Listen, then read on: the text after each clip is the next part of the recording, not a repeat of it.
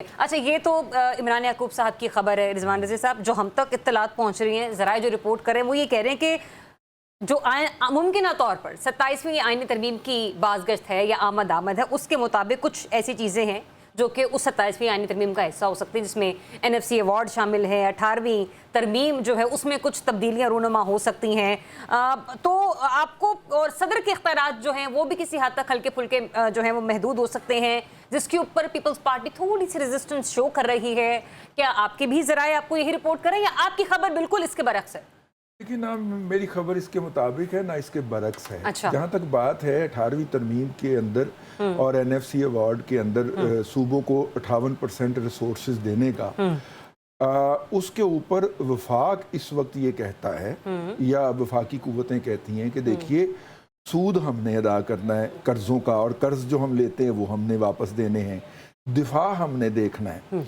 आप 58% अगर रेवेन्यू का उठा के ले जाते हैं तो बाकी के लिए तो हमें फिर कर्ज लेना पड़ता है ना। अच्छा। तो आप इसके अंदर कीजिए, इसमें इसहाक डार साहब सबसे अच्छी प्रपोजल लाए थे। अच्छा।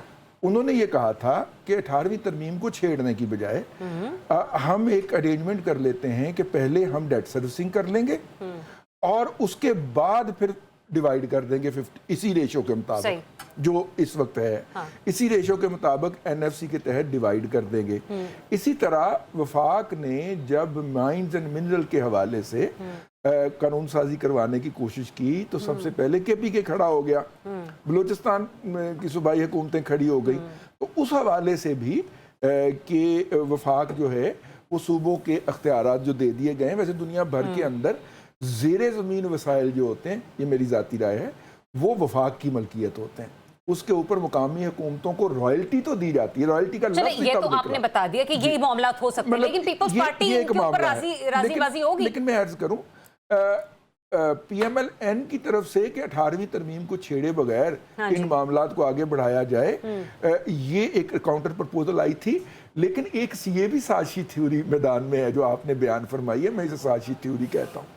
देखिए, जो इतलात जिनके लीक होने के ऊपर इसरार कर रहे हैं हमारे रिपोर्टर साहिबान, वो बाकायदा एक प्रेस रिलीज की शक्ल में ऐवान सदर से जारी हुई थी और ऐवान सदर के ट्विटर हैंडल ने ट्वीट किए हुए जो अभी भी रिकॉर्ड के ऊपर मौजूद है कि जनाब ये वफ्द आया और इसने ये ब्रीफिंग की।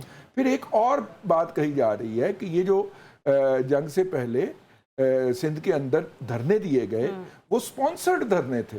हमने इस प्रोग्राम में बैठ के भी ये बात अर्ज की थी कि ये मुमकिन नहीं है कि सूबाई हुकूमत अगर चाहे ना चाहे तो इस तरह एक मॉब, छोटा सा मॉब बैठ के वो कराची। अच्छा, थोड़ा सा प्रिसाइज कर लेने दे मुझे इस चीज को, ताकि फिर मैं रज़ा के पास भी जाऊं। नहीं, मैं आपसे बात में करना चाह